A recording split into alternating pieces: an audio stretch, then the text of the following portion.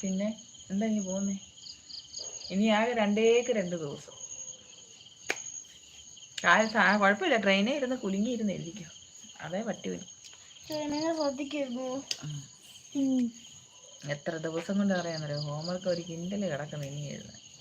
സ്കൂളിൽ പഠിപ്പിച്ചത് എഴുതാനുണ്ട്, എല്ലാം കിടക്കുന്നത്. ഹിന്ദിയൊക്കെ ഇഷ്ടം പോലുണ്ട്. ഹിന്ദിയുടെ മാത്രമല്ല, എല്ലാ സബ്ജക്റ്റും കാണാം. ആരും അയച്ചു തരുന്നില്ല, ആകെ തരുന്ന ഹിന്ദി മാത്രമേ ഉള്ളൂ. ഹിന്ദി ഒരെണ്ണം മാത്രമേ ഉള്ളൂ. എന്തെങ്കിലും പ്രോബ്ലം ആനുവൽ ഫംഗ്ഷന്റെ എന്തായിരിക്കും? ഞാൻ കളിച്ചില്ല. ആനുവൽ ഫംഗ്ഷനോ? ഇനി എവിടെ ആനുവൽ ഫംഗ്ഷൻ ചെയ്യുന്നത്? കാണില്ല ആനുവൽ ഫംഗ്ഷൻ. ഈ വർഷവും നിങ്ങൾക്കില്ല ആനുവൽ ഫംഗ്ഷൻ. ഇവരെന്താ കളത്തിലാ പറഞ്ഞത്?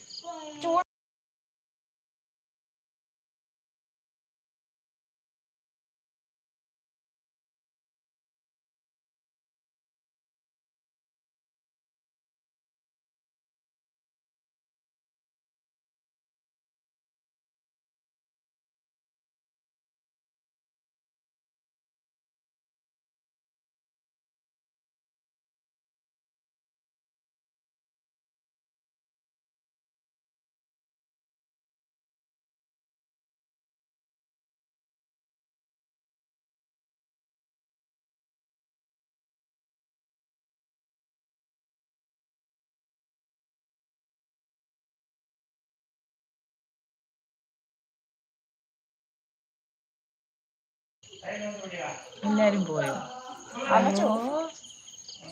ഏട്ടാ, നീ ഇങ്ങനെ കൈ നോക്കി ഫോട്ടോ എടുത്ത നിനക്ക് കണ്ണ് കാണത്തില്ലയോ അപ്പൂസേ? ഇല്ല, അമ്മക്ക് എന്നാ നാളെ ഇനി ഞാൻ ആശുപത്രി കൊണ്ടുപോകണം കേട്ടോ. എന്നൊക്കെ കണ്ണ് കാണുന്നില്ലെന്ന് പറഞ്ഞു.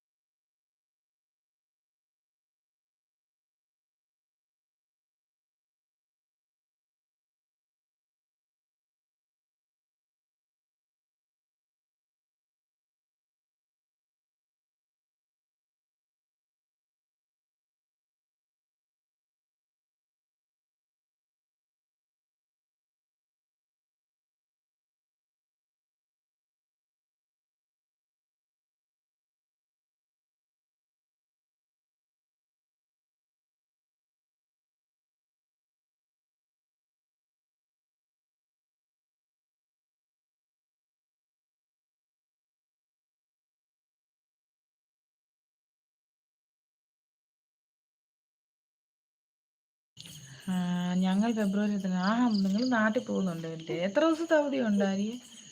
എത്ര ദിവസത്തെ അവധി ഉണ്ടോ?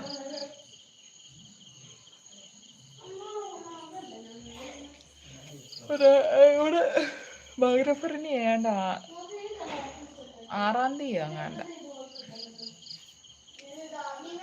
6-ാം തീയതി അല്ല, 4-ാം തീയതി 5-ാം തീയതി ആ റേഞ്ച് എങ്ങാണ്ട.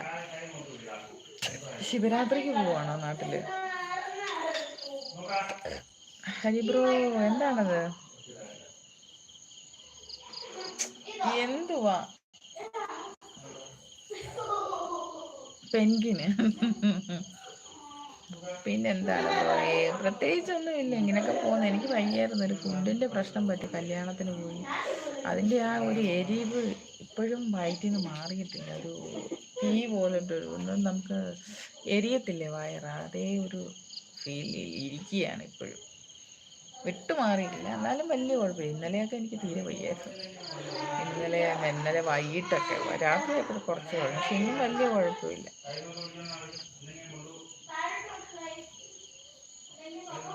മരുന്ന് കുടിക്കും, മരുന്ന് ഗ്യാസിൻ്റെ ഒക്കെ ടാബ്ലറ്റ് കഴിച്ചായിരുന്നു, പക്ഷെ എന്നാലും പോരാ, അത് വിട്ടുമാറാൻ പ്രയാസം. ഞാൻ ഛർദ്ദിച്ചില്ല, വൊമിറ്റ് ചെയ്തില്ല. വൊമിറ്റ് ചെയ്താൽ ഇത്രയും പ്രശ്നമില്ലായിരുന്നു.